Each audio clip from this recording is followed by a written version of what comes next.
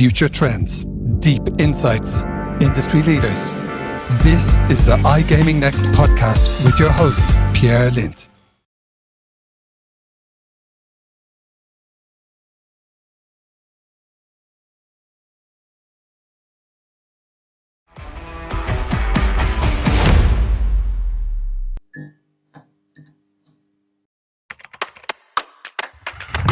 Welcome back to iGaming Next Online. There's not just one goal, there's multiple goals. Ignore dilution if the deal's good because you'll make more from a bigger pot. It wasn't that people preferred the office or preferred remote. They actually preferred the option. In other words, COVID-19 is giving us a glimpse into the future.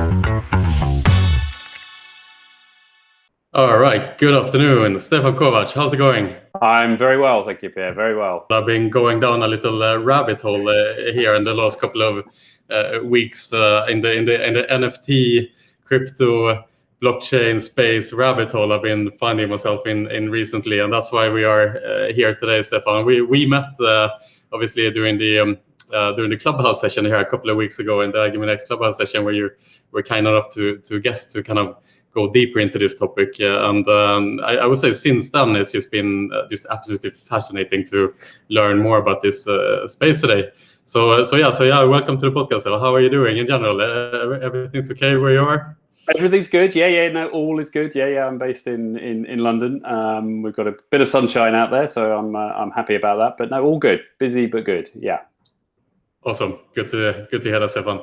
As a little introduction here, perhaps, you're the managing director of ThinkChangers, but you also have a long background in the iGaming space. You, like many others in the iGaming industry, you transitioned from the gaming space into the crypto blockchain space. But would you like to just introduce a little bit what you do with ThinkChangers and your expertise? Sure.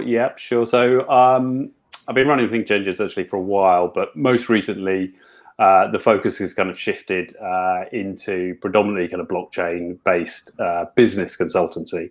So prior to kind of deep diving back into that kind of consultancy business, I was CEO for a decentralized gaming platform called FunFair Technologies, which was built on the Ethereum blockchain, which was fascinating. And that was off the back of my second stint actually with PokerStars. And I've had quite a long period working with PokerStars and other gaming operators before that. Was fascinated by kind of crypto and blockchain 4 or 5 years ago, and decided I wanted to transition into the space. And so hence FunFair came along. And then since then, I've really been, fascinated by what's kind of quickly emerging, I think, as, mass market use cases, which we've been waiting for a long time, frankly, with blockchain. And, NFTs, I think, are super, super exciting. We're seeing, their use across many different industries and many different sectors. And I'm helping a couple of gaming companies actually with their use of NFTs. And going actually beyond just the use of NFTs from a collectible perspective, but also into their kind of utility. So how can you use NFTs, maybe tying it in with DeFi or, adding additional value. NFTs is a big focus. I'm also doing some work on DeFi. I'm also doing some work with a venture capital company here in London, looking at setting up an NFT business for the fashion industry. Awesome. Yeah. Thanks for that, Stefan. I was thinking today, I think we're going to unravel a few of these concepts a little bit at its core to understand these concepts from kind of first principle thinking in a way. And then kind of build from there a little bit to understand a bit more, as the topic of today is we are creating the bull case here for crypto NFTs and blockchain, obviously.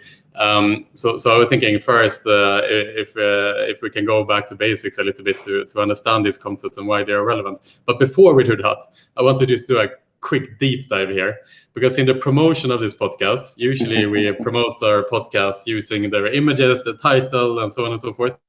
But in your case, we slapped on a pixelated avatar that's basically an NFT that you can sell within 10 minutes if you wanted to. This pixelated NFT worth $50,000+. Can you explain why do you own a $50,000 pixelated avatar? Sounds like the starting point today.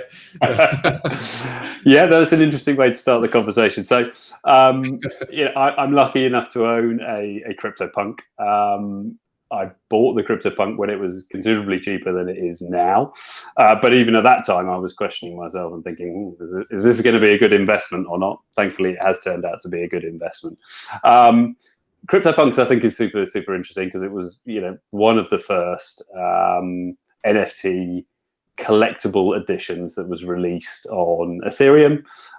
There are 10,000 of these punks for people who are not familiar with them, and they are very simple, crude, graphical kind of caricatures. And the thing I think with it, I actually quite like the aesthetic. It's kind of a retro sort of computer aesthetic, and I quite like that. It's certainly not everybody's cup of tea. And the clever thing, I think, and this was like 3 or 4 years ago now, so things have moved on considerably, was A, there's only 10,000 of them that will ever be produced, and B, they all have different attributes, okay? And through those attributes, you can create scarcity. So what's known as the floor on those 10,000 punks, I think currently is around about $45,000. So that's the lowest entry point you can buy a punk. Some of the rarer punks with some of the rarer attributes, I mean, they've sold for well over $1 million. Sotheby's are now doing, punk editions, and they're selling 6 to 8 punks at a time. So it's really kind of taken off. And why am I bullish, particularly on CryptoPunks? I'm bullish on a number of different kind of NFT collectibles, but I think with CryptoPunks, it's the first, right? It will always be the first, and no one's ever going to take that away, right? And I think, therefore, if this is a new art movement, and in part, I absolutely believe NFTs will create a new art movement. If you're the first in that movement, there is value there. And again, there's a limited supply. Okay, there's only ever going to be 10,000. Bitcoin, there's going to be 21 million, still a lot. So yeah, that's why I own a CryptoPunk, and I'm quite happy to own it.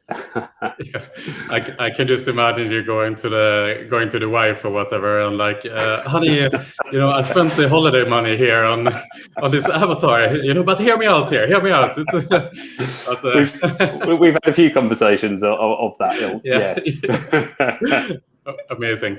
I must say though, to be honest with you, Stefan, when you first research it, when you first look into it, and I urge everyone who's listening or watching this to just Google CryptoPunks just to understand what this is, and you'll just be absolutely fascinated, And when you first are presented with this concept, I think our intuition tells us this question, like, why the hell would I spend 50,000 on an image, and because this is just how we are raised on the internet, where images, you can just Google them, you can use them for whatever you want, and the concept of owning a digital image is just very counterintuitive to everything that we know and are raised with in general. And in fact, I posted this link in our internal channel in the other day, and that was the first comment of one of the guys. It's like, this is fucking retarded.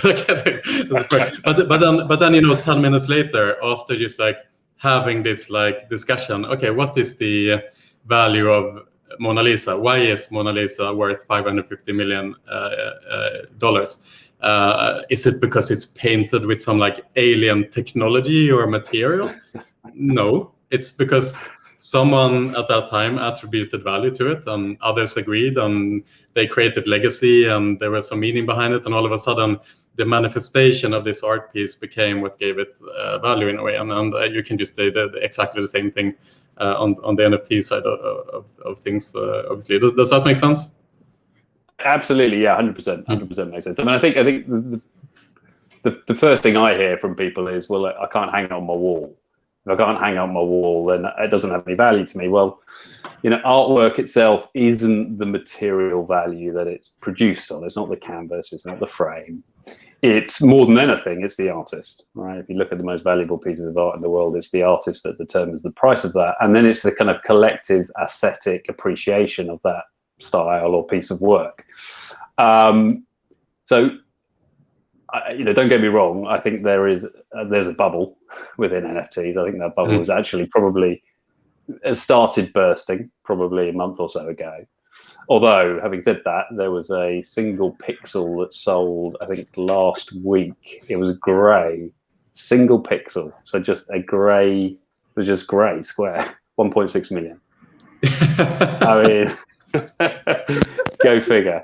I mean, this might be a new crypto kind of aesthetic, but there's some lunacy going on there. But what I would say is, if you're curious about it, and there's some much cheaper NFTs that you can buy, and there's lots of NFTs which aren't artwork. They've got real utility, or lots of stuff in gaming. Just buy it, because actually going through that process is quite painful. Still, there's still a big UX piece of work that needs to be done, but you do feel a sense of ownership. This sense of, even though I can see reproductions of it here, there, and you feel a sense of ownership. And when you sell it or you give it away, you also feel a bit of a sense of loss. So I think there is a big education piece there that it will take a while for people to get their heads around. But look at things like NBA Top Shots in the States. That's gone through the roof and is great in terms of kind of onboarding and educating people. Absolutely, and the NBA Top Shots is essentially that you are able to buy certain highlights within the NBA. So if LeBron James did a really cool dunk that you really liked, you can own that highlight, so to say. So it's the emotional connection that kind of gives it value. But I think on the CryptoPunk side of things, for me, that is really interesting, because when you have seen one CryptoPunk, you have kind of seen all the others, so to say. They are connected in the way that they are a certain style, and when you see one, you see all. So it's kind of the community that drives up the value in a way. They increase in value together, and that means that there is. It's almost like when you buy Rolex in a way, in the same way as you go in. Like, why do you own a Rolex? Does it show the time better? It's like, no, not really. It shows the time equally well as my Batman watch when I was 4 years old. But you buy the Rolex because you want to kind of assert your you want to gain respect and credibility in social environments. I mean, you go into a meeting and you are respected as someone who owns a Rolex, and therefore you must be credible, kind of thing. And similarly on the internet, having the CryptoPunk as your avatar on Clubhouse, for example, or on LinkedIn or Facebook or whatever it may be, it kind of gives you that same respect and credibility of the group as well. So in Clubhouse, if you want to be called up on stage and you have a CryptoPunk as an avatar, people will see that, wow, he has a CryptoPunk. He must have something interesting to say. So it's kind of like we've gone full circle in a way. I think you're absolutely right, and I think we're only at the very beginning of that sort of, and it doesn't have to be high value. I mean, it's as we increasingly spend more and more time online, and we'll probably no doubt talk about it later, but I think we'll see a rise in metaverses, kind of shared digital spaces that we increasingly kind of spend time. How we look is important offline. It will be equally important online. And using NFTs all of a sudden give us the ability to own, create, sell, not just clothing and items, but all manner of different things. And I think it is genuinely kind of a paradigm shift, which you can kind of see, certainly the venture capital companies around the world waking up to. And all the big IP owners, the big IP owners like Disney, for instance, who really failed to kind of monetize their assets digitally. They were late to streaming, and what a catalog of assets they've got. All of a sudden they're thinking, right, crikey, we can now suddenly monetize this and create, whole new kind of creative experiences around IP that we've already got. So I think it's fascinating. I think we're very, very early days. It's a little bit frothy, like I said before, as is always the case with the new technology, and seems to always be the case with crypto. But that, I think, will kind of that will play out, and we're here to see some really interesting things happen, I think. Yeah. We started now with a complete deep dive into CryptoPunks here, obviously, but let's take a little bit step back, just to go back to the first principles of why this all kind of makes sense and so forth, and we build it from there. So Stefan, can you explain from your perspective, like what is the blockchain and what is Bitcoin? Can you kind of just go back to very first principles and explain these two concepts? I could try. I'm notoriously bad at this, but I'll try, because it's a little bit complicated. But I mean, in essence, really, a blockchain is just a distributed digital ledger, and it enables the transfer of value between different parties with no intermediaries. Okay, so in doing that, it's transparent, it's immutable, it can't be changed, and it's super, super secure. Okay, so it's actually not the most sexy thing, actually, at its heart. But what it does is something which is quite magical. And I think Bitcoin, albeit Bitcoin is just one aspect of blockchain technology, it's a cryptocurrency. And of course, everybody gets fascinated by cryptocurrencies, but it runs off its own blockchain. And the Bitcoin blockchain enables, for the first time, true peer-to-peer exchange of value or currency. Okay, and of course, it's not a currency that you're going to go to your local shop with and buy a pint of milk with, right? We know that, and there's reasons for that. But nonetheless, it is a form of value that I can send to you directly. Now, a lot of people think, well, frankly, I've got my bank account and I've got my mobile app and I can ping you £10. You can, but you have got a whole series of intermediaries and a whole series of infrastructure in between me and you to enable that transaction. So really, what Satoshi came up with, almost 10 years ago, was something actually that, the tech space had been chasing and entrepreneurs have been chasing for a long time, which is this true ability to transfer value in a trustless way between two individuals who don't know each other, right? It's as good as me meeting you in a pub and handing you over £10. It's then in your hand. And that, in essence, is, it's one use case. It's the most famous use case. But actually, if you think about it, you step back, you think, bloody hell, right? That's really quite incredible, right? We've never managed to achieve that digitally, or we haven't managed to achieve that digitally to date. We've achieved a hell of a lot of other things from a digital perspective. It's kind of fascinating. It's kind of complicated because it takes out the middleman, and we're not used to having a middleman taken out. And if you hold cryptocurrency and you do that in a non-custodial way, i.e., you hold it, not a third party, it's actually quite scary because you're responsible. You don't have a bank. You are the bank. You don't have the ability to go to the bank and say, look, I've sent it to the wrong account, or it was taken from me. I want it to be reimbursed. So that, I think, if that hasn't confused people, is, to me, in essence, what blockchain technology enables. And it's not just currencies, it's transfers of values of all shapes, forms, etc. And NFTs are a great example of that. And Bitcoin is the most, the kind of poster child. It still remains the poster child.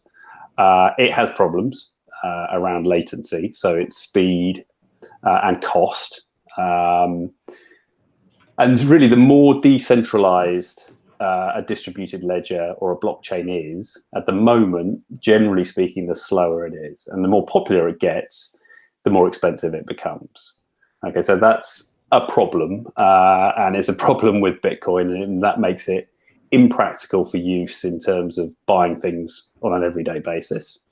And the narrative has kind of moved, particularly this year, to it becoming much more a store of value and a hedge against inflation. We're obviously in a bull market cycle at the moment with cryptocurrencies and Bitcoin kind of leading that charge. And the big change, I think, what we've seen is institutions and treasuries are now buying into Bitcoin, albeit small amounts of their total treasury, but enough that this isn't just a retail phenomena anymore. Okay. So yeah. Yeah, I thought that was a great explanation, actually, Stefan. Not bad at all. Good. But I do have a follow-up question. You mentioned that the problem of scalability with Bitcoin is the fact that the more popular it becomes, the slower and the more expensive it becomes. So a question on that is, if it is decentralized, what do you mean that it becomes expensive? Like, because obviously it's decentralized, so where does the money go?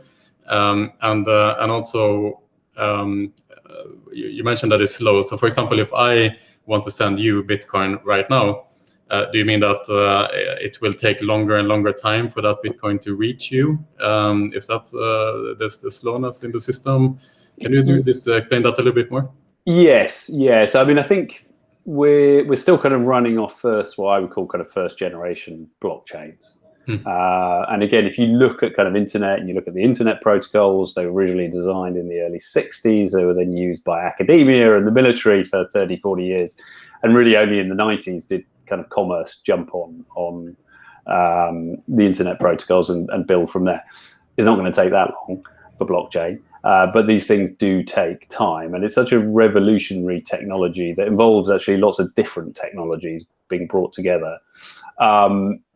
Its evolution is I think we're still several years away at least from true kind of mass market adoption.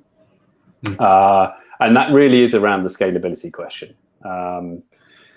So, I mean, Bitcoin has one use case, ostensibly, which is a currency. Something like Ethereum has much broader use cases. So Ethereum, which is the number 2 cryptocurrency by market cap, albeit quite a bit smaller than Bitcoin, I look at it as being an operating system. Okay, so it's a bit like an iOS, it's a bit like an Android. It enables businesses or decentralized applications to be built on top of it. And the big breakthrough with Ethereum was something called smart contracts. And these are contracts that you can build on top of the blockchain to perform all sorts of functions. They're not actually that smart. They're a little bit simple, but they enable. They're complex, but in essence, what they enable is relatively straightforward. They enable, simple acts to take place between separate parties without a middleman. So it may be borrowing money, lending money, it may be playing a game, whatever it might be. And Ethereum has become wildly popular for developers because it is very decentralized. Okay, so there are other blockchains out there, EOS, Tron, for instance, which are less decentralized, or Binance Smart Chain, which has become very popular recently. And the purists would argue, well, is there any real difference between a blockchain, a database, and these blockchains? And there is, but not to the extent of Bitcoin or Ethereum, which is truly decentralized. There is no middleman. There are kind of no points of weakness in that sense. So with something like Ethereum, because it's become so wildly popular, it uses something called gas to kind of police transactions. Because if there was no cost for transacting, it would just be spammed. There would be no reason to try and limit the transactions and be sensible about the transactions. And that would lead to the transaction becoming very slow, I guess. Right? Correct. So gas prices at the moment are insane on Ethereum. For minting NFTs can be $100. For transferring funds, $20, $30. It should be cents, most 2 or 3 cents, 5 cents, 10 cents.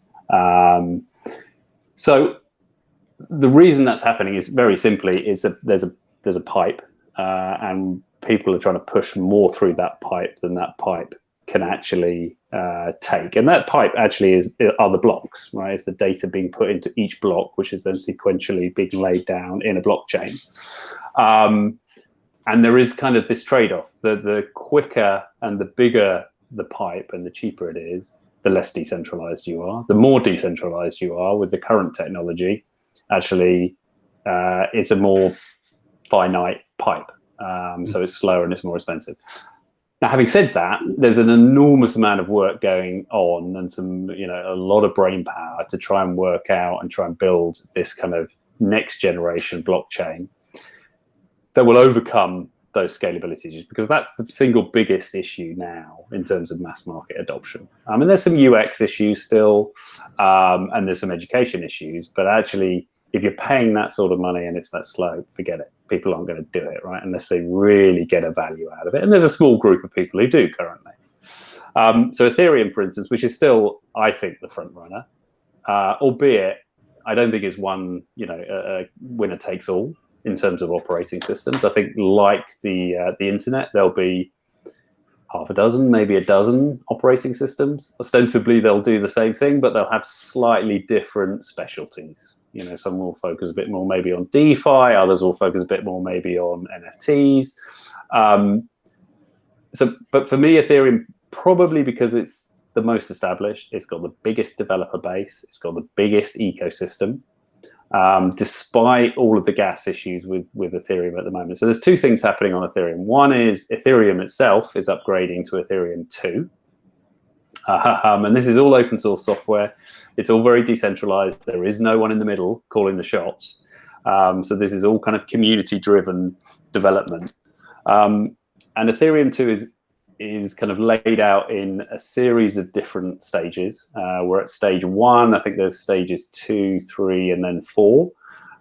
Before we get to a point where throughput will be, at kind of credit card level. That sort of magnitude of transaction. It probably will, almost certainly will need to grow again beyond that, but it will be a quantum leap from where we are now. Best guess in terms of when that's going to be delivered, probably sometime next year.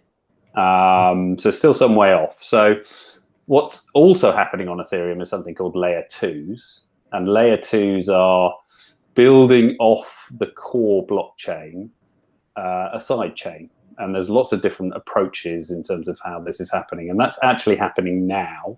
And what that does is it speeds up, it minimizes the number of transactions that need to take place on the core blockchain, and by minimizing them, you therefore kind of help reduce the congestion, your price goes down, your speed throughput goes up. So that's what's happening on Ethereum.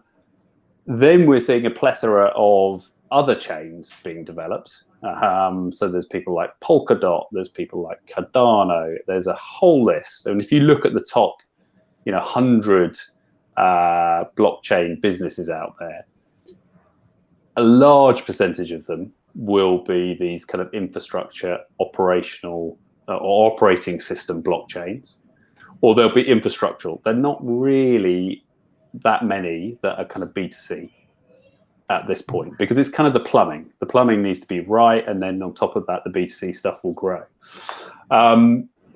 And the likes of kind of Polkadot, the likes of Cardano are very decentralized. A lot of the founders of those businesses often have come from Ethereum. They were part of the original Ethereum team. They just have slightly different ways of increasing the throughput and reducing the gas costs. So it's a very dynamic space. And then you've also got actually a rise of these less decentralized blockchains, Binance Smart Chain. So Binance obviously being the largest centralized exchange in the world, even though Coinbase obviously listed a week or two ago, have set up their own, is a fork of Ethereum. It's less decentralized, there's less nodes. And again, the purists don't like that because ultimately Binance can kind of control it. But nonetheless, the transaction time, milliseconds, costs are a couple of cents.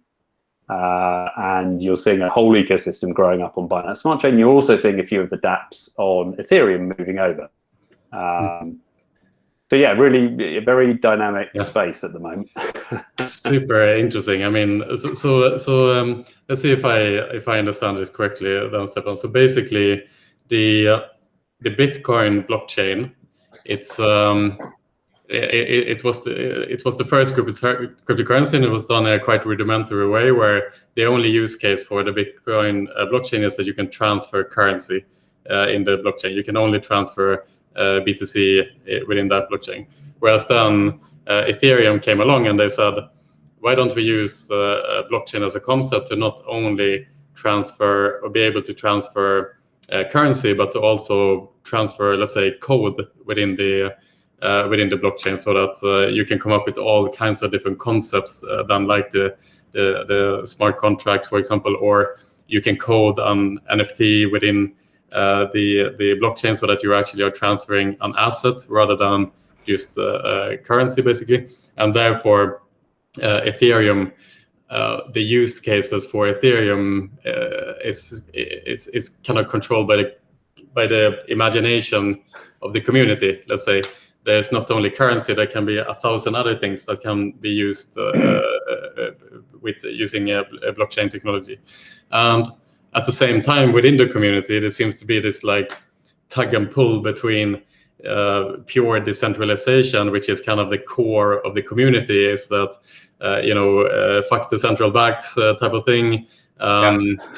For society to flourish, for there to be no corruption, for there to be transparency, we need decentralization. However, that is coming at the cost at the moment of the true decentralized blockchains being slow and expensive.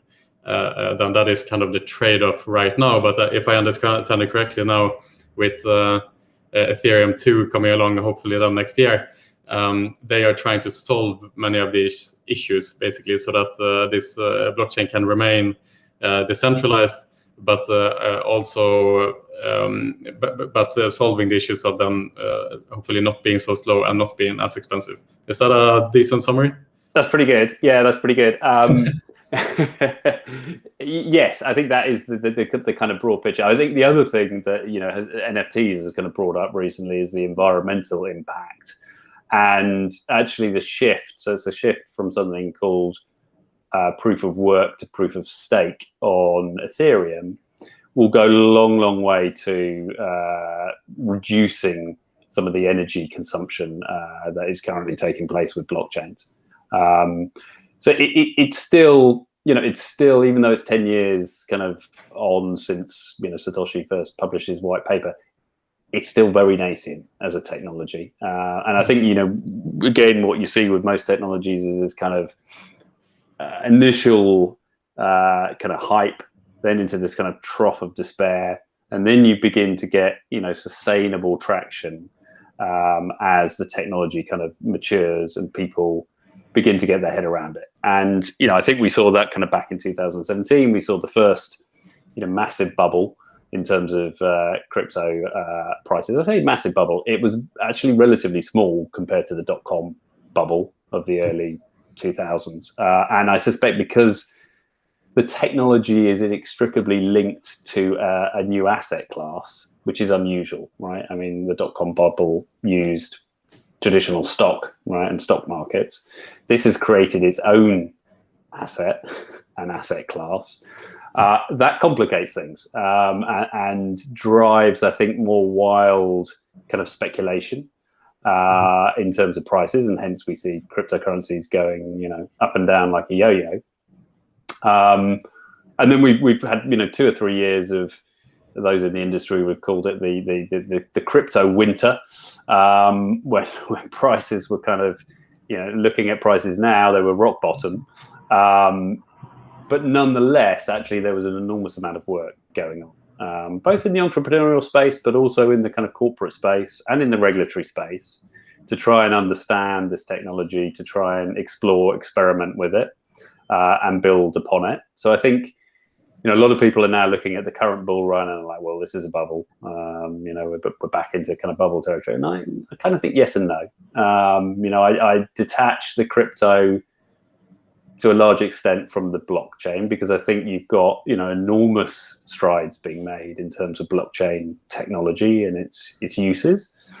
Cryptocurrencies, yes, it's a young asset class. Yes, it's very volatile. And yes, there's some frothiness in there.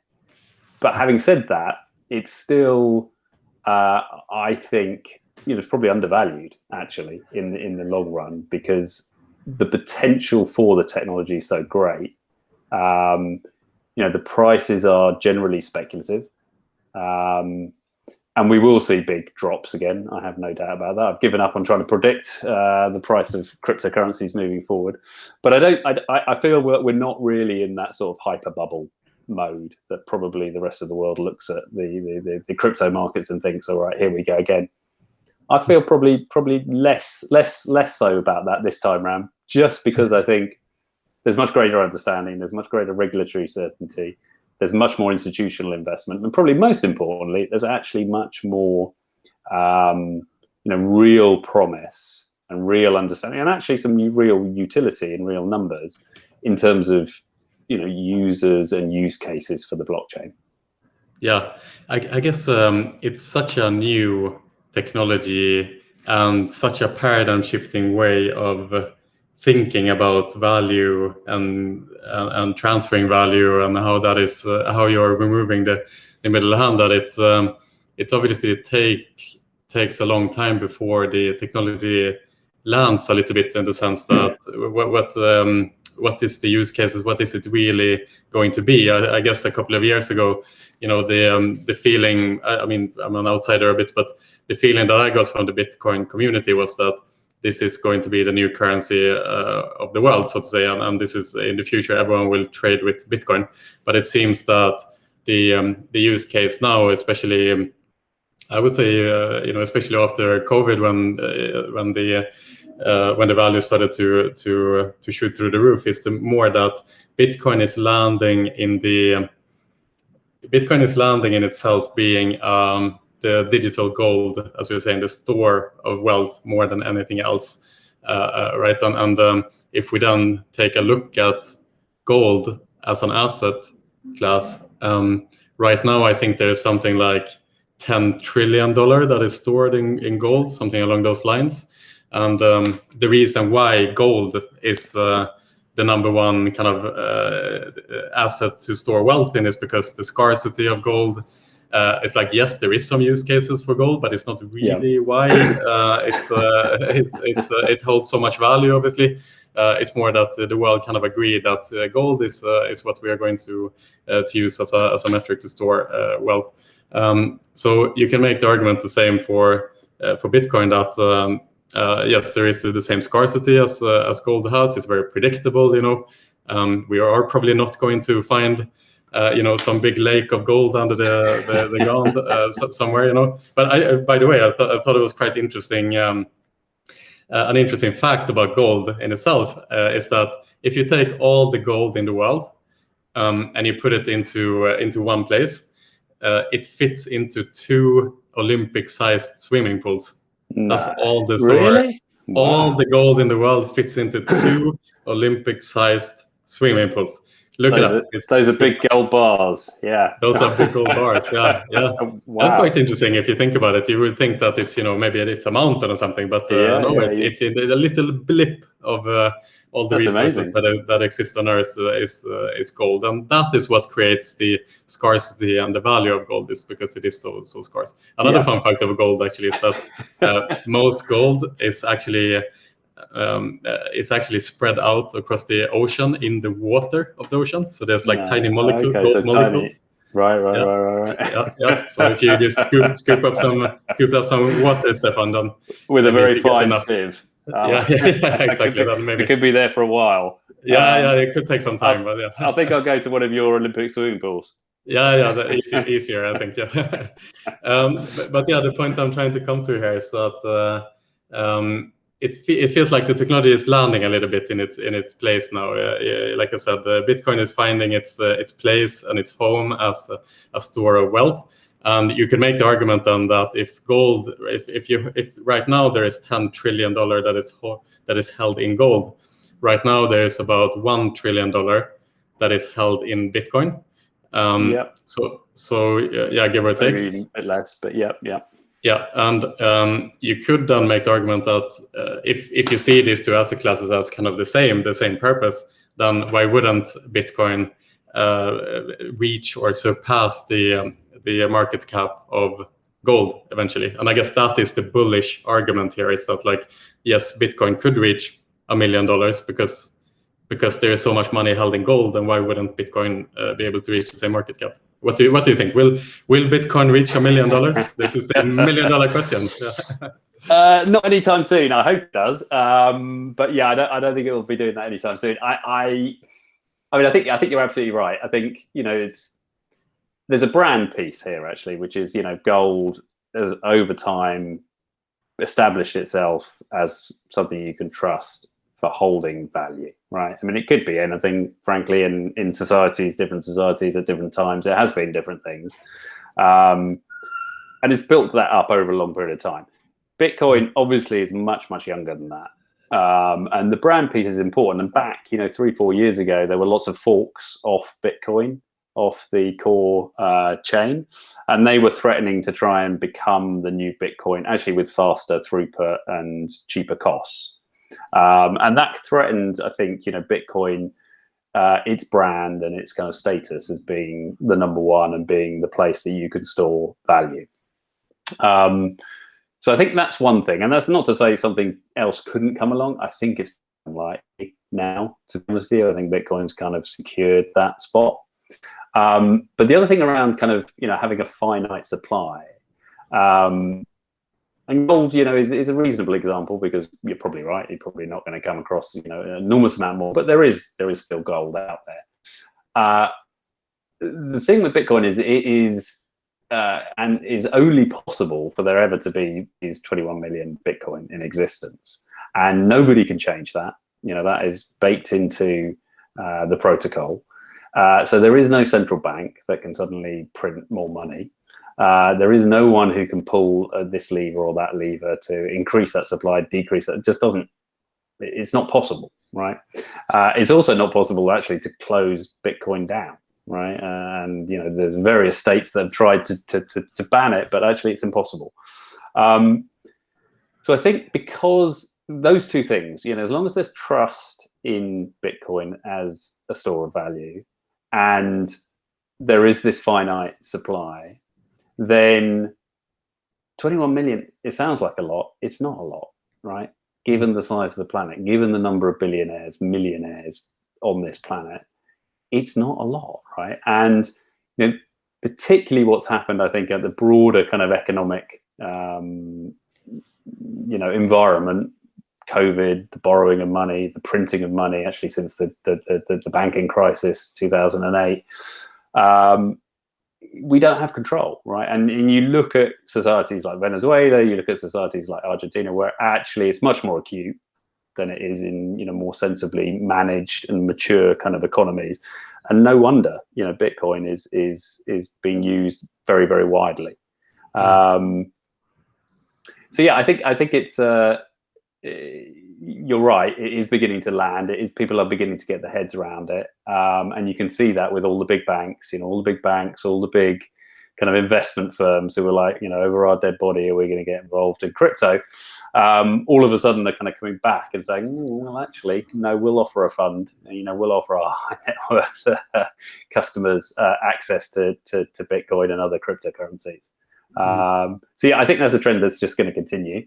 I can't see that not continuing, and as a result of that, I think prices are just going to go up. Not necessarily in a straight line. It will clearly going to go up and down. It's not a ride for the faint-hearted.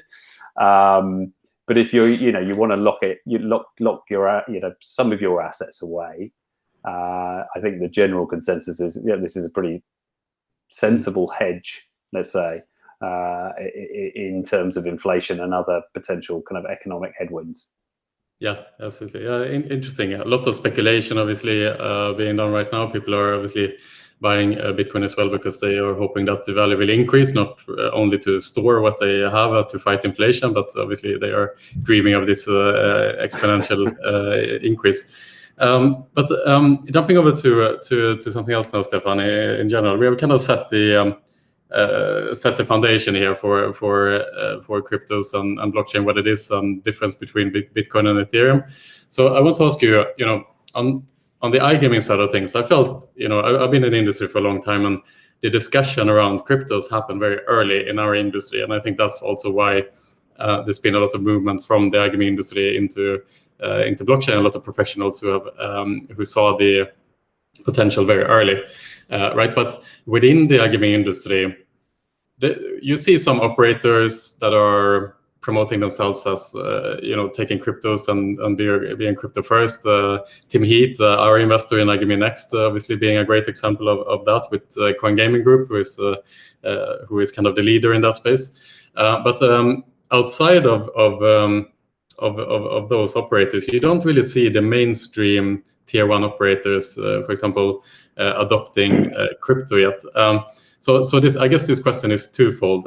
First of all, why do you think that when there is so incredibly amount of money floating around in this space right now, why don't the operators take advantage of that to a bigger extent? And secondly, now that we have established that the blockchain can be used for other things than only transfer of currencies, do you see any other obvious use cases now as we go forward within the iGaming industry, how the industry can adopt this technology that seems to be the technology of the future?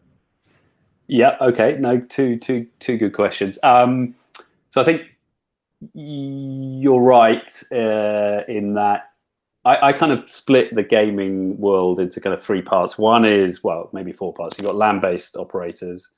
You've got internet-based operators taking fiat in and out. You then have cryptocurrencies, of which Coin Gaming is a great example. And then you have blockchain-based gaming and gambling applications or businesses. So I mean, we all know what internet-based businesses are. The crypto casinos are casinos that are built on servers, so they're built on the internet, but they just happen to accept cryptocurrency, right? So they're using one aspect of blockchain technology, which is the cryptocurrency itself. And Tim, will speak at length and very knowledgeably as to why that's beneficial, even with some of the issues around speed. And it's well suited, I think, for gaming because the payment side of gaming has always been a massive part of the business, if not in many instances the business, really. Getting payments in, getting payments out is problematic in many markets, and cryptocurrency kind of helps shortcut a lot of that. And I think, unfortunately, cryptocurrencies have been used nefariously. I think probably they are held up as being more nefarious than they probably are, if that makes sense, because everybody now is KYC'd. You're not going to be, putting money into cryptocurrency or taking money out of cryptocurrency or using exchanges without being KYC'd. So I think the logical kind of progression is for internet businesses to start accepting cryptocurrency. And then start looking at other applications, such as these, decentralized applications like FunFair, for instance, that I was involved with. I think the reason why cryptocurrency, from a payment point of view, is being sluggish to take off, particularly with the big operators, and I think it is mainly the big operators. There are a lot of other operators that are now accepting cryptocurrency, generally outside of the big regulated markets, is regulation and a lack of clarity around regulation. I think it's lack of understanding as well by some of the big operators. And it's probably a combination of those two, I think. I mean, they're sure going to be aware of it, and I'm sure they've investigated it. And it's actually quite problematic being a gambling business and having bank accounts and other financial institutions working with you. And then if you throw in cryptocurrency on top of that, it can become very problematic. But that is changing. I think that is changing, and as regulation becomes clearer, and I'm, again, what I see from a regulatory point of view, there's always a few kind of outliers who look to ban Bitcoin. I think Nigeria was a couple of months ago, because actually the vast majority of their foreign transactions are now in cryptocurrency, and the government was fearing loss of control. Turkey more recently. The general kind of movement with crypto is, from a regulatory point of view, is pretty sensible in my mind. I think regulators have come to the kind of conclusion this thing isn't going anywhere. It's actually beneficial in many respects, but it is also very challenging, because regulators are there for a reason, and it's a good reason. They're there to protect, but they're also there to kind of enable innovation. You wouldn't think that with all regulators, but that should be, and generally is, part of their mandate. So yeah, I think it's just a matter of time on the payments piece before the big guys start accepting crypto. Yeah, I was reading an article of DraftKings, actually, because they have done some things in the NFT space now. They had a raffle giving out a CryptoPunk, actually. I saw that, yeah. The other way, which I just thought was an excellent promotion. It shows that DraftKings are with the times, obviously, and they are ahead of the curve in to some extent, and early technology adopters. But also, I read that the CEO was asked, will you accept cryptocurrencies as a payment in the future? As you mentioned, there's regulatory complexities around that right now, especially in the US, which is still waking up to the reality of this online gambling in general. But Jason Robbins, the CEO, was very clear to say that, we are early adopters of technology, and whenever we have the opportunity, that is something that we are absolutely open to look into. So I think you are right in what you are saying, in the sense that there seems to be, whenever there's a new technology, there's a lag between the new technology and the regulators catching up with that technology, obviously, to make sense of it and so forth. The regulators tend to be overly careful, obviously. I want to jump into the next space here. There's so many different points here to discuss, so we have to kind of move on a bit. On the topic of NFTs, let's move into that, because it's just absolutely fascinating. NFTs might be the biggest hype world in the world right now, up there with AI. Yes, could be so. AI, NFT, you see in every other article, it's on par with GDPR a couple of years ago when that was born, and but NFTs have all the hype right now, and we talked about the CryptoPunks here earlier, which is obviously based on the Ethereum blockchain. You are able to transfer these avatars to each other and pay a great deal of money to own one of them to gain the respect and credibility. Can you explain a little bit? I mean, there's just an incredible amount of money that is being transferred in the top NFTs right now. You mentioned before that the single gray pixel, one gray pixel is like $1+ million, and if you look back at the .com crisis in the beginning of 2000s, I think what happened there, what formed the bubble, is that the valuations were detached from reality, and that caused the bubble, and it went the way it went, obviously. To me, it almost feels like we are seeing a similar patterns forming, particularly within the NFT side of things. So first of all, do you agree with that sentiment? Is there more to it that someone like me don't understand yet? Obviously someone buys the $1 million pixel for a reason, but at the same time, do you think that this can eventually end up hurting crypto and this space in general, that this seemingly bubble is somehow going to explode at some point? Yes, I mean, I think unfortunately the crypto industry has not done itself any favors in terms of kind of PR, what with the kind of ICO gold rush and unfortunately a lot of scams off the back of that of 3 years ago. to some of the mania that we're seeing around NFTs at the moment. And so I think there is a bit of a bubble. I think the bubble is, in particular around the kind of art market. Although I think that is already changing, actually. If you look at kind of the average sale price week on week, that's been declining in general. On things like Nifty Gateway and Super Rare, etc. Albeit the volume still seem to be strong, if not going up.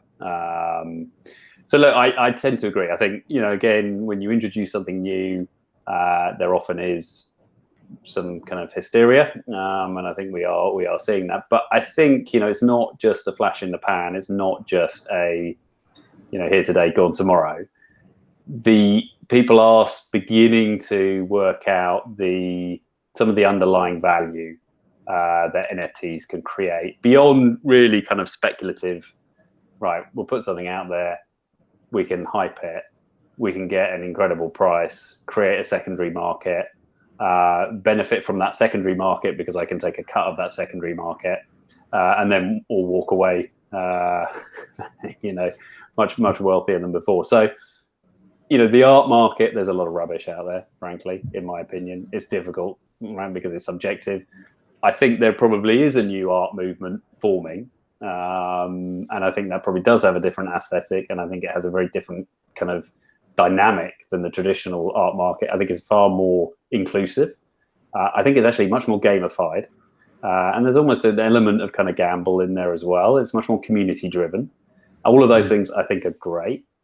Why not? Because the art market's been extremely, exclusive and not very open. So yes, I agree, but I also think this is, it's unfortunately one of those things that kind of happens, and then the market kind of moves on. Yeah.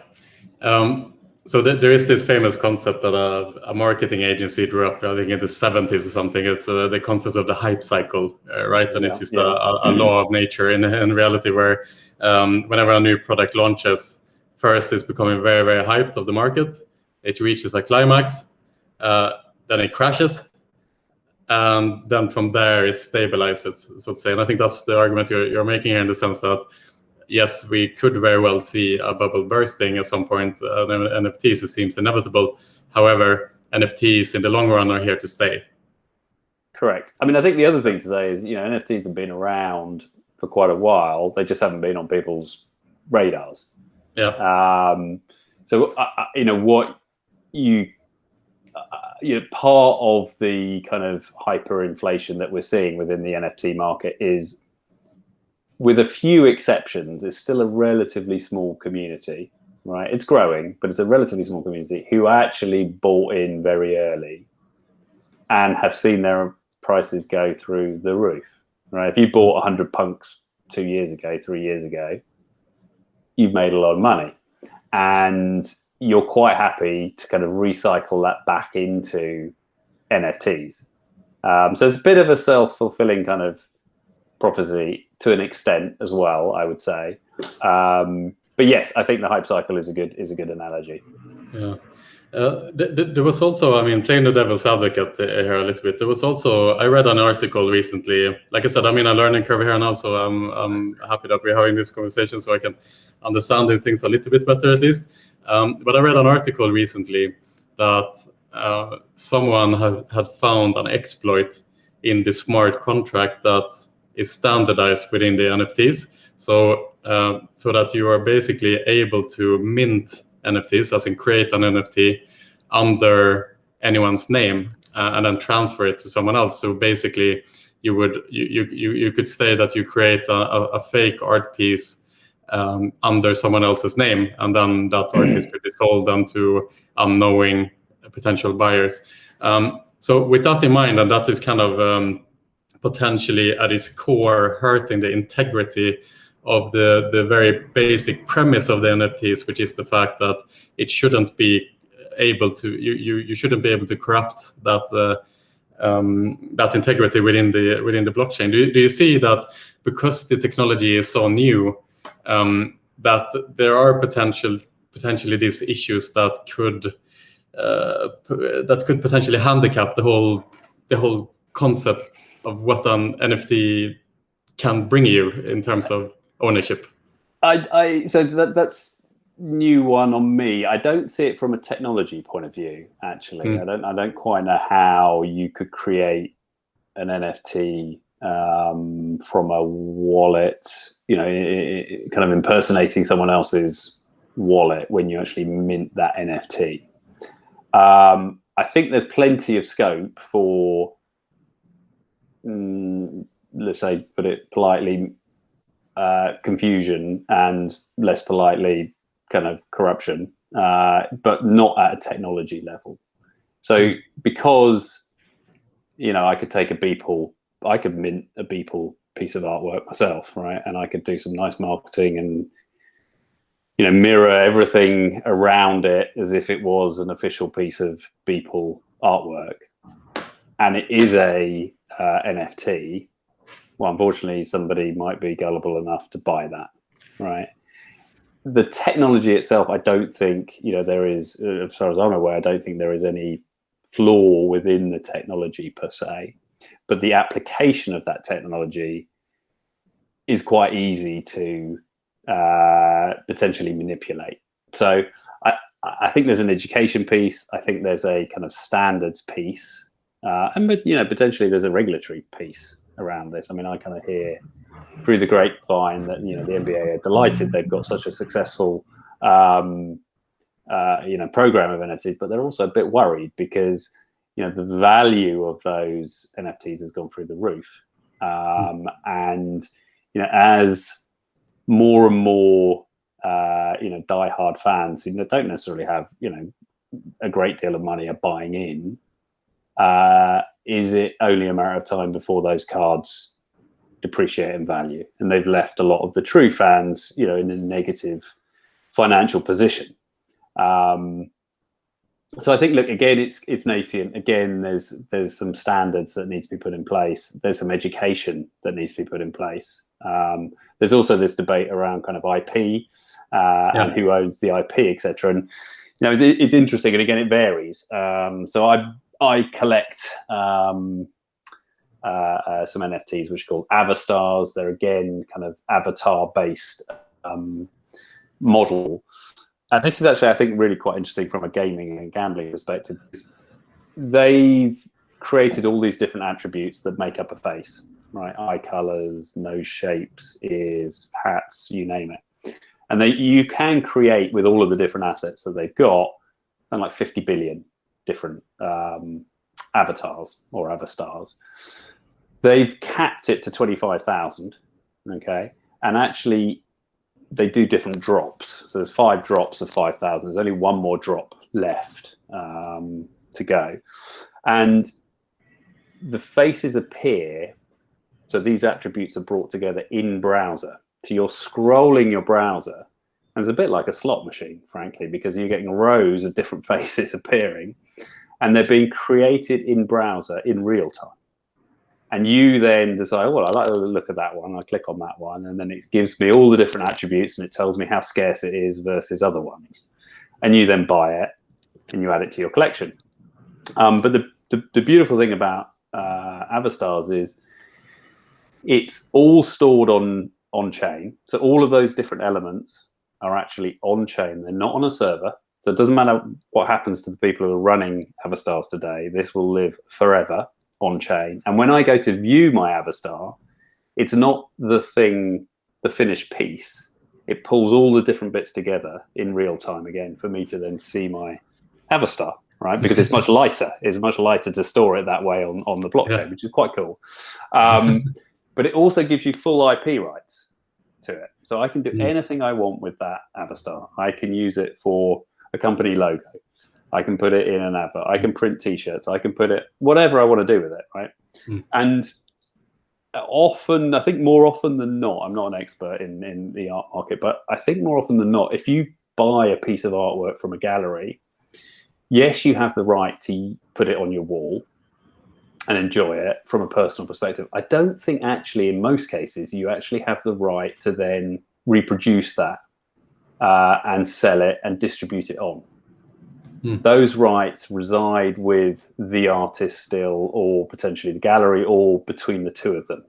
And again, because this kind of mad rush into NFTs has taken place, there's no standards, right? So you might have at one end of the spectrum Avatars, which is completely decentralized and you have full ownership, you do whatever you want with it. To the other end of the spectrum, which is something maybe like the NBA, which you own the rights to kind of enjoy it like a piece of art, but you don't own any IP. So again, I think that causes confusion. You own the bragging rights. I mean, in the NBA's case, it's kind of like you own the bragging rights of saying, I bought the piece, but you don't really own it.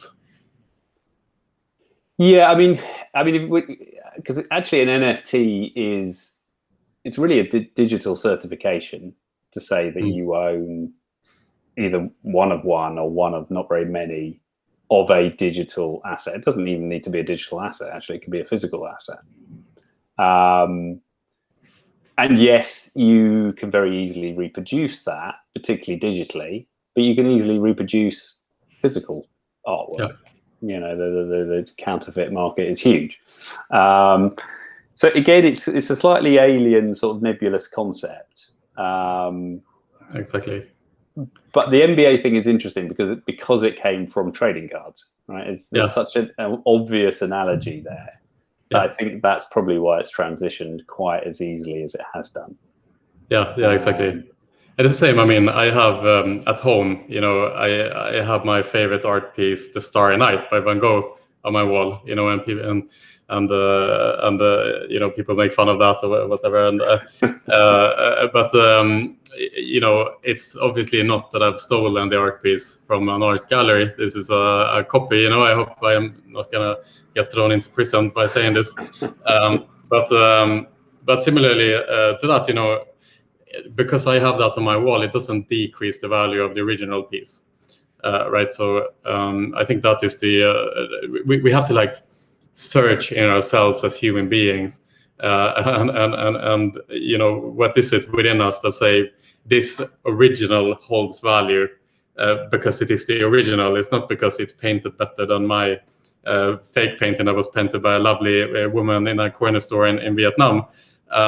But it's the fact that it has the history and these things, the provenance and the And I just find that quite interesting in general because in, you know, the counterintuitive first feeling when you say, you know, why do you have a CryptoPunk that is so expensive?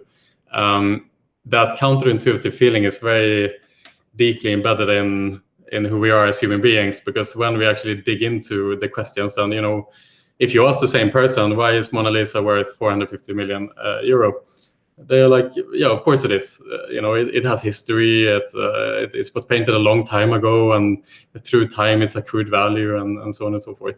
But again, it leads back to the question that it's not really because of that it was some incredibly specially painting by some special you know, out of this world material or whatever like this. It is just how we are programmed as human beings, and I just find it very fascinating in that sense, how we attribute value to, you know, just being able to say that you own it, because the NBA in this case have kind of put this on a certificate that, yes, you are now the owner, and therefore your attributes then value that can get to be resold and so forth and so on.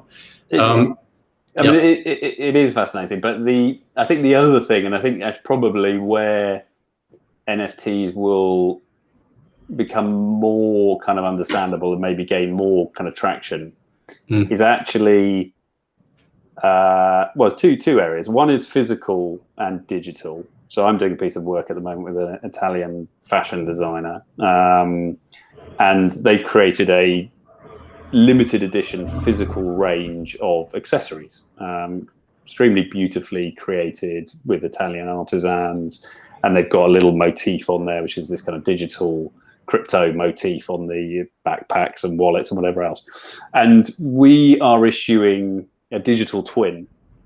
So with the physical product, you get a digital version of that product, which is authenticity from a brand point of view, proof of ownership, so to help kind of counterfeiting. You can bake in the provenance of that product into the NFT. So, you know, it was this Italian artisan who worked on the leather, and this Italian metal worker worked on, you know, the kind of the design piece, whatever else might be in there. So you're kind of bringing the physical and the digital together. And then actually with the digital piece, if it's a replication of the physical, where you could take that and you could put it into a virtual wardrobe. So you could show it off to your friends. If you're not going with you, you could use it on your avatar. You could use it into metaverses, etc., etc. You know, the potential goes on and on and on. The other area, which is purely digital, is the gaming space. Gaming, not gambling. And I think gaming is you know, 3 or 4 steps ahead of gambling in this regard. And there's a project I really like called the Sandbox. Yes. And they're creating a metaverse. So metaverse is kind of a shared virtual space. Okay. And, you know, we've had these shared virtual spaces before. You could argue Facebook, you know, and MySpace, et cetera, from many years ago now, with these shared virtual spaces. So why should it be any different this time around? Well, I think it's to do with ownership, and the ownership is imbued through NFT. So what Sandbox does is it has a finite amount of land, and it sells off that land in auctions, and lots of people are buying it from gaming companies. Not so many on the gambling side. Lots of IPs, and, you know, mainstream IPs are beginning to buy land. But you can own that land for the first time. It's not owned by the game developer anymore. It's owned by you because it's an NFT. And that means, you know, you do actually have the IP for that piece of land. You have the land rights. You can do pretty much what you want with it. And importantly, you can also trade it. Okay, so that's one aspect of it. And the other aspect of it is, well, look, games have traditionally had in-game currencies. And again, those in-game currencies have been owned by a central entity, the game developer, where you can have it's perfect use case for a cryptocurrency to be that in-game currency. So that's not an NFT, that's a fungible token, but still runs through kind of everything within that metaverse. Then you can say, well, look, actually, you know, assets that I earn in gameplay, a sword, a power, or, you know, an invisible cloak, whatever it might be, they can become NFTs, and I can own those. So again, it's not a central entity that owns them, it's me. And because I own them, I can trade them. But you could also, within the metaverse at least, and, you know, this is going to be a struggle for centralized businesses, but why couldn't I take that asset and for that asset to be interoperable? So I can take it from one game into another game, and it has value in multiple games, right? And I can do that because I own it in theory, right? And you can within the metaverse. And beyond that, you can create assets. So you could create your own swords. You could create, you know, I think there's a building company, or a couple of building companies within the Sandbox. These are builders who will build you a virtual house on your virtual land. Amazing. You can become a meta-capitalist. Exactly. There's all sorts of craziness, but it's the ownership piece that I think, you know, will distinguish the kind of metaverses that you know, who knows, you know, maybe they won't take off, but they're certainly getting a lot of traction. And I think they're sufficiently different because of the ownership piece. And then when you overlay things like, you know, virtual reality, etc., I think it becomes quite interesting. I think it becomes quite an interesting kind of cocktail. Yeah, I'm assuming you've seen Ready Player One, but yes, yeah. I mean that's what's happening to some extent. So just to kind of break this down a bit, so I understand as well. So Sandbox is obviously a game that is produced by a company, which is being launched, I think, later this year or something like that. And they are already now auctioning off this land, but the land is based on the blockchain, right? So what you're saying is, so you own that land, and it's not run. It's not. I guess you could say it's a hybrid between a centralized and a decentralized system, because obviously if the service of the game goes down, then obviously the land disappears as well. So to some extent it's centralized too, but the economy itself is decentralized. But this enables is basically to create this economy within this game where you can actually, like you were saying, you can have jobs within this world where you can specialize in building houses or building other things. And as a landowner, you can become this capitalist and building whatever you want to build, and then others can come to your land and experience whatever minigame or whatever you have created, and you can charge money for that. And actually earn a living within this space, either by working or becoming a capitalist, basically investing and so on and so forth. I just thought that, I mean, we are going completely full circle here in from what's happening in real life is being transferred into digital, but it just makes a lot of sense. The world is being digitalized, and I guess just to put it a little bit more into context, I think that you could make the analogy. Everyone is familiar with the game GTA, obviously Grand Theft Auto. And a prediction on my end would be that GTA 6, which has not been launched yet, obviously, or announced, but you would assume that it's a perfect use case to basically incorporate a blockchain economy within GTA. That would be such a obvious move from Rockstar, the game. But we'll have to wait and see on that case. So I'm conscious here about the time, Stefan. By the way, I know that we have a hard stop now, but to close things off as well, just it would be really interesting as well if you could give some last words as well on the Metaverse and NFTs and the use cases within iGaming specifically, and if you've seen anything or have any thoughts on that as a last word today. Sure. So sorry, anything further on metaverses, and then if you have seen any specific use cases for the iGaming industry within metaverses or NFTs in general as a closing thought today. Yeah. So I'm kind of surprised there aren't more iGaming applications within metaverses. It's perfectly suited for it. That's not to say there isn't, but maybe it's, I'm just not aware of it. It's mainly gaming that I'm seeing currently in the metaverses. More broadly with kind of blockchain and suitable kind of use cases for iGaming. I mean, I think NFTs is absolutely ripe for iGaming. I mean, you think about the amount of IP that game developers have, for instance, and the ability to suddenly create ownership around that IP. I think maybe more so from game developers than operators. But again, this idea of having interoperable assets or bonuses that you own as an individual, that you can play across different operators and across different games, has enormous potential. So I'd be surprised if there aren't game developers out there already thinking about it. I'm working on a project at the moment which is looking at an NFT poker game. So you collect cards, you own those cards, you can trade those cards, and it's kind of a hybrid. It's because the cards are created by artists, and there's scarcity baked into the cards, and there's different editions. But you also have utility, which is to be able to play a simplified version of poker, but a game of poker nonetheless. You've also got a rise in something called play-to-earn gaming. And this is quite nicely embodied by a project called Pool Together. And Pool Together positions itself as a no-loss lottery. So it's kind of like premium bonds in that you pool cryptocurrency with others into a contest, and that is put into DeFi protocols. You don't even have to do anything as a user. It happens behind the scenes, and those DeFi protocols can earn significant interest rates, and the interest rate then gets shared as a prize. So you have there's no loss. It's a lottery with fairly substantial prizes, and you can take your capital out at any time, and your capital is never at risk. Right, so it's kind of a cross between gambling, but it's kind of not gambling because you're not risking anything, but there is a big prize and there's lots of gamification around it. Pretty